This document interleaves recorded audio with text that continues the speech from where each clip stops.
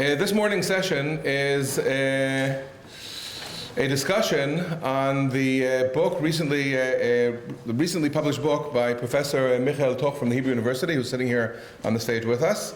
The book is about, as you can see, the economic history of European Jews, late Antiquity and early Middle Ages. I understand that it's the first in three out of three that will eventually be published by Brill. I actually, when I understood that that's what this session that I'm chairing is about, I actually went and got the book, and not bought it because it's $200, but got the library's copy, and looked through it, and we'll talk about it in a minute. But I'll start off with just kind of using the blurb that appears on Brill's website, which I think is more or less what appears in the back of the book as well. So as you can see, the book is about the economic history of European Jews, attempts to make sense of economic foundations of Jewish life in different parts of late antique and early medieval Europe. In the first part, Toch describes the demographic arc, decline, and subsequent rise and spatial distribution of Jewish populations. What I can say is that the first chapters begin with Byzantium and then go to Ashkenaz, or to Gaul and Frankish lands, as he calls it, and to Spain and Eastern Europe and all over the place, basically. And then, this data is then broadened to include a range of economic activities. The second part, which is actually the more in-depth part, analyzes the share that Jews had in different parts of the economy, where he starts with the slave trade and other various sectors within the economy, ends up with the women's part in the economy, treats a very wide range of subjects. And just to finish up this assessment, here's one assessment of the book, which, since economics is not my profession, I can't really tell you if it's the most up-to-date scholarly reassessment, but I think that it certainly seems to be a very up-to-date assessment, and that's what we'll be hearing about this morning. So we basically have two presenters today. We were supposed to hear both from Professor Toch and from Professor Phillip Ackerman-Lieberman from Vanderbilt University, who some of you, those of you who were here yesterday, had the opportunity to hear then as well. Unfortunately, Professor Toch's voice has given out on him, so he will not be speaking at length, but rather has asked Professor Ackerman-Lieberman to speak for him, or to cover his part as well. So we will momentarily invite Professor Phillip Ackerman-Lieberman from Vanderbilt University. I'll just comment that I think he wasn't introduced properly yesterday, but did his dissertation at Princeton on partnership culture, Jewish economic and social life viewed through the documents of the Cairo Geniza. He's been at Vanderbilt since 2009, assistant professor of Jewish studies and law. Has written and co-edited several books, a translation of The Guide for the Perplexed, and The Business of Identity, Economics, Culture, and Jews of Medieval Egypt. And very, very recently, just now in fact, got the cover, a co-edited book on a Jew's best friend, The Image of the Dog Throughout Jewish History. So I'm waiting to see that one. So please, Professor Ackerman-Lieberman, go ahead. Thank you very much. So what I would like to do this morning, because Professor Toch has lost his voice, is to give a few words myself and to intersperse them with his own words in the book. So I'm going to read a few sections from the book here and there. I actually want to take on what our esteemed chair said was the most important contribution of the book that we see on the little blurb that's from Brill's website. I think, as someone who spent some time as an historiographer, that one of the most important contributions of the book are, as Steve Bowman said, revisiting our conceptions of what Jewish economic life was like in the Middle Ages. That the book is really infused with, both in the first section, which focuses on demography, and Professor Toch has in the back a number of maps of the sections that he discusses, and also a number of appendices listing specifically areas of Jewish settlement, and where he lists those areas, he also gives specific textual sources. So they are in the first section on demography, and the section on the economic occupations of Jews in late antiquity and the early medieval period. Professor Toch revisits the kind of consensus view, shows how much of the time the view was based on a tendentious reading of sources, bringing sources together from that discuss disparate locations and planting them onto one location, describing the Jews as atypical, and I think over the course of the whole book that he is taken up with really one of the major questions that we have encountered here, I think from the very first panel, which is to what extent is Jewish life typical of a broader economic picture. So the book is, in my view, one of the first to really synthesize the whole region of Iberia and Europe. Previous studies have typically focused on a corpus of documents or a particular location. I'm thinking particularly of Yosef Ridlin's studies of the documents of Lucena in the 11th century, or of course of Shlomo Dov Goitein's Mediterranean Society, and also the India book, which Mordechai Kiva Friedman has in the last few years started to publish. So rather than looking in the specific corpora of documents or specific regions, Professor Toch does a broad sweep by looking closely at those regions. And as we pointed out, in a number of chapters, right, beginning with Byzantium, looking at Italy and Gaul and Eastern Europe and so on. So once again, the book begins with demography, that's the first section, and then moves on to economic pursuits, or as I would put it, really revisiting our understandings about economic pursuits, and then asking that central question of Jewish distinctiveness. So in the demography section, he asks a number of questions, not only where did the Jews live, where is there evidence of Jews, where does the documentary evidence point to real Jewish settlement versus imagined Jewish settlement, what he would call, I think, imagined Jewish settlement, which would be perhaps polemical literature, legal literature describing the Jews as a kind of a whipping boy, versus Professor Toch very heavily relies on the halachic literature. He says where there's a halachic question that this really points to actual Jews living in a particular location. So he is heavily reliant on the halachic sources. His section on demography, again, will begin where did the Jews live, and then what was their share in commerce. Did the Jews indeed play a pioneering role, as Cello Barone has said, in commercial and agricultural techniques? He asks the broader question of were there contacts between Europe and the Islamic world? Were there commercial contacts, or what was the nature of those contacts? And finally, what was the role of Jews in agriculture? Something that, of course, we'll hear about a little bit later when we discuss Professor Eckstein and Professor Bottacini's book. So, as a reader of sources, Professor Toch brings this fantastic equation. I wish that I could write it on the board, but just try to take this in for a moment. Quantity of documentation times imagination. Wait, that's not me, that's Romano. So, sorry. This wonderful quotation is not by me, it's by Romano.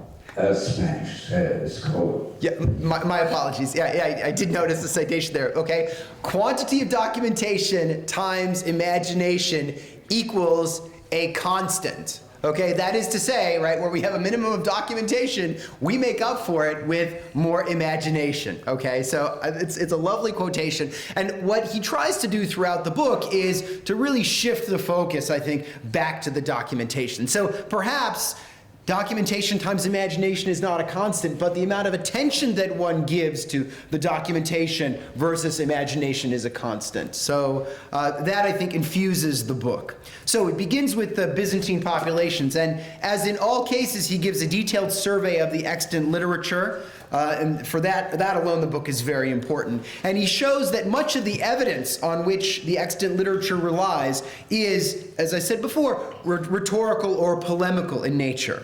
All right, let me read just a little piece here. Actual people, then, are the first concern in this chapter, as in following ones on the Jewries of late antique and early medieval Europe. Where do the Jews live? And if possible at all to ask, How many or few of them were there? There's little need to explain to what degree such questions bear on the main issue of this book, the economic pursuits and role of Jews. Our first task is to establish, by a renewed appraisal of the sources, the settlement structure of Byzantine Jews from late antiquity and until the end of the early Middle Ages. In order to include some precious information, we stretch the end of the early Middle Ages a little into the 12th century.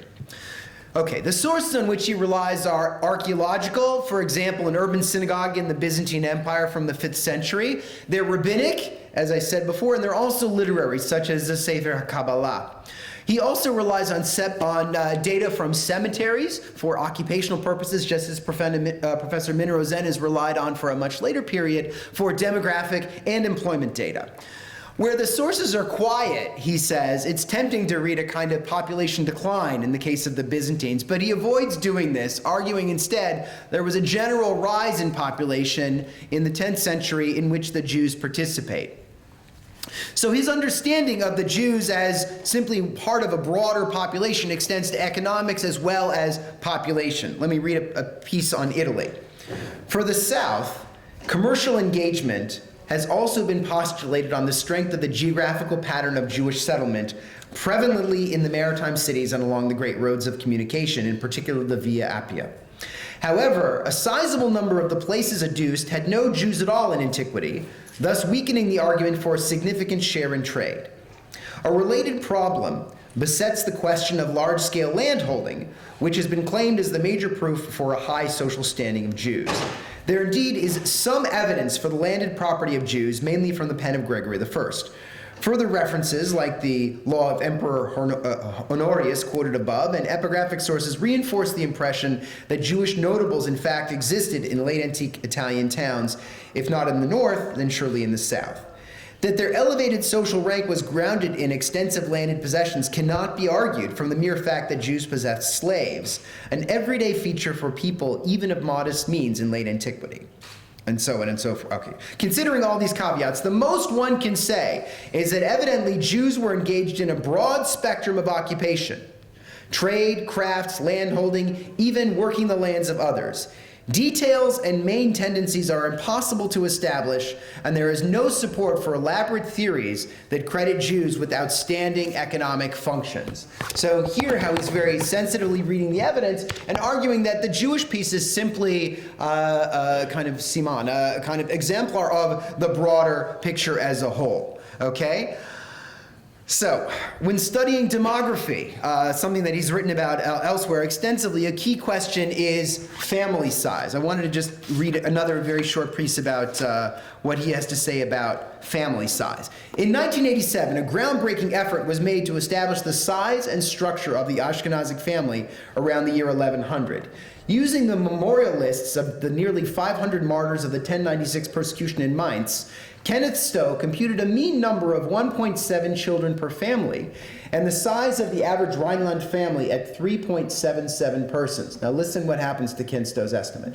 The typical Jewish family was thus small, urban, and two-generational, an impression reinforced by the paucity of extended family units. Stowe expanded his demographic finding by use of literary sources to arrive at the picture of a partially non-role differentiated, close-knit, affective nuclear family oriented to the needs and feelings of its individual members, which thoroughly embodied the Jewish norm. In this sense, this assessment reverts to the popular view of an archetypical Jewish family decisively at odds with the norms of surrounding society. For Stowe, such contrast might even have been the trigger for the violence of the Crusaders of 1096, who may have been threatened by the Jews' social stability, at whose core the Jewish family stood. This is, of course, sheer hypothesis, and there are significant question marks to Stowe's use of numbers. Decades earlier, the same data had been used to arrive at the conclusion that families with less than 3 children constituted an exception, not the rule. An exhaustive study of the lives of the scholars in the 11th century concluded that they had, on the average, 4 children, double and more than Stowe's number. Given that these sages were not yet professional rabbis, but rather an integral part of the educated male Jewish population, their demographic profile, too, seems to have been typical of their communities. However, with no further sources to shed light on the problem, this remains an open question. So once again, he brings to bear other various interpretations and tries to hew to the data as much as possible. Phillip, Yes. can I? Yeah, please. This has not made it into my book, but this idea of a emotional Jewish family, and which, this is of course a Woody Allen radio days. This huge family, and everyone's running about, and everyone's like everyone's fighting with everyone. The Nazis or the Germans had a word for that sort of family. They spoke of Affenliebe, the love of an ape mother for her children. So you see where this goes, these preconceived notions of a typical essentialist way of portraying, for instance, the Jewish family. And I think here I have a point where this popular image, which is saturated with anti-Semitism and Philip-Semitism and all sorts of things that don't belong into to the historical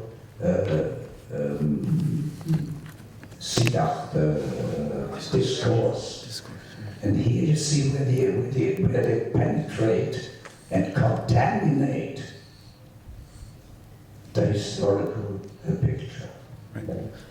Thank you. So in each of his chapters, again, Byzantium, Italy, Gaul, France, Germany, Iberia, and Eastern Europe, he proceeds briefly from demography to economic life. So if you buy the book or check it out of the library or steal a download of it, do not simply read the second half of the book if you want to know about economic life, because a lot of what he has to say, particularly about the organization of trade, is in the first half of the book. One of his major conclusions is that trade isn't as long distance, as international as our preconceptions have been, but rather he adduces more regional and local trade patterns instead.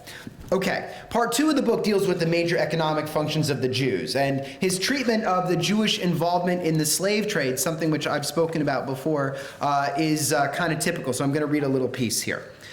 The slave trade thesis made its appearance in rudimentary form in the works of some influential authors of the early and mid-19th century. By 1905, most of the Latin and Arabic proof texts had been assembled by Joseph Jacobs and the Jewish Encyclopedia. So he goes on, again, through an important literature review, explaining what sources have been dealt with and what their major approach is. He demonstrates that evidence for Jewish involvement in the slave trade, again, comes from diverse sources all over the world, not from one single group of traders, and evidence that we see for one single group of traders, such as the famous Radhanite traders, right, cannot necessarily be generalized. Furthermore, in the case of the Radhanites, slaves are perhaps one commodity among a whole slew of commodities, and we can't rule out the fact that the possibility that folks other than the Radhanite traders were involved in this commodity as well.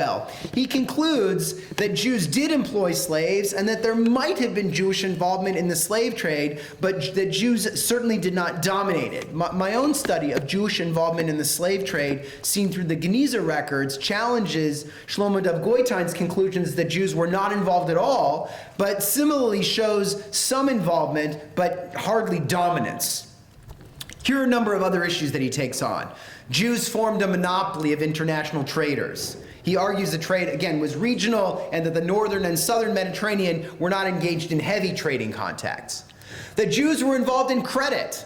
Jews took as much credit, he says, 5 times as much credit, at least, as they actually gave. He also, importantly, re-envisions lending as an adjunct to trade, okay? If I call lending investment banking or venture capital, suddenly we think about Jewish involvement in money lending in a very different way. It changes how we think about pawnbrokers if suddenly they are venture capitalists participating in a venture.